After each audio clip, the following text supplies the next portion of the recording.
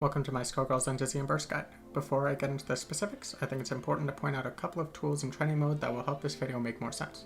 First, there's a combo stage counter in the advanced status section. It will say the stage here and the amount of Undizzy the opponent has here. Second, the 6 buttons in the middle represent the punches and kicks, both on the ground and in the air. I will highlight these as necessary, but here's a quick demonstration of how they are tracked. Parasol does standing light punch, medium punch, and heavy punch, which are tracked, and followed by a short air string, which is also tracked.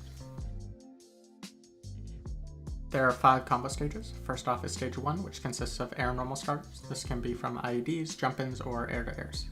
Stage 2 is the first ground chain of your combo. Stage 1 is optional, but every combo will start at either stage 1 or stage 2. Stage 3 is the first time you start a new chain. This can be a ground or air chain. This is where Undizzy begins and attacks start to be tracked.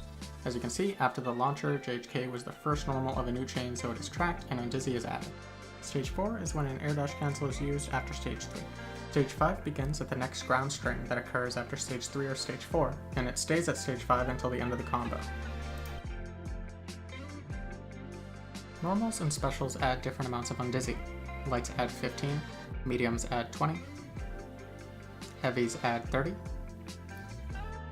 special moves add 20, and assists add the amount of Undizzy equivalent to the move they use, so Parasol's Pillar will add 20, while RoboFortune's Standing Heavy Punch adds 30. If you are comboing from an assist starter, it will start you at stage 2, same as your first ground string, so no normals are tracked. If your air-to-air converts from an air dash cancel into a grounded combo, that grounded combo will start at stage 3 rather than stage 2. When a character is killed, you can OTG their body to combo them closer to the corner, but this still adds Undizzy. And when you DHC, the combo stage will remain where it was, but the attacks that were tracked are now untracked.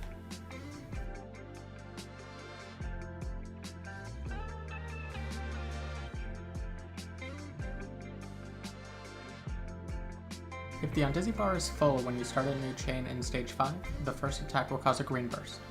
All characters have many ways to bait a burst to make it whiff and leave them extremely vulnerable. If you start a new chain in stage 5 with a normal that was tracked, it will cause a red burst due to the Infinite Prevention System or IPS. Here, Standing Medium Punch was used in 2 ground strings, so it cannot be used to start a new string.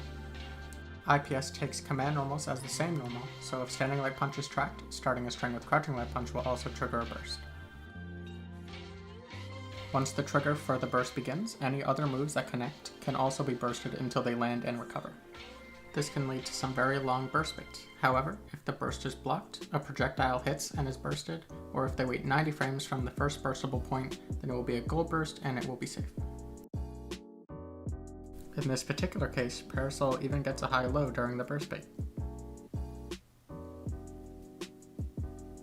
If you saved OTG into a burst bait with a move that knocks them down, it becomes a hard knockdown if they do not burst.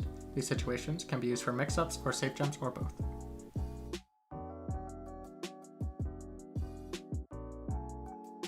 Counter hits and Skullgirls occur when the opponent is hit out of startup, active, or recovery frames of an attack.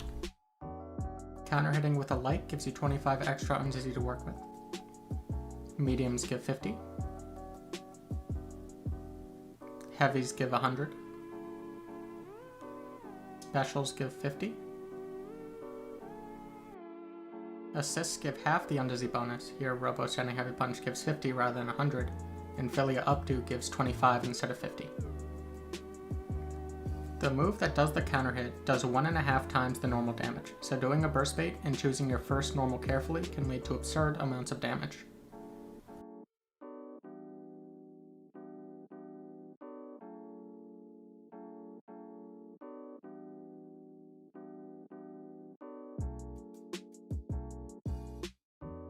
When Undizzy is full, your combos start their scaling at 55% rather than 100, which drastically decreases the damage. Even in the short combo, the damage goes from 5,000 to just over 2,500.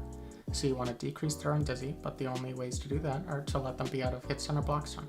Best way to do this is to perform resets. However, doing the same resets can either do too little damage or take up too much Undizzy, so the best way is to mix up between long and short resets rather than doing the same ones over and over.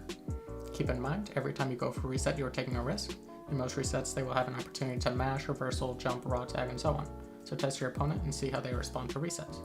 If they mash or reversal, do burst baits. If they commit to blocking, throw them. If they jump, go low. Some characters have strong mix-ups that are throw versus burst bait, with one high reward and one low reward. Burst baits taking away all of their Undizzy is very powerful, so make sure to experiment. Thank you for watching, have fun labbing, and leave any questions in the comments below.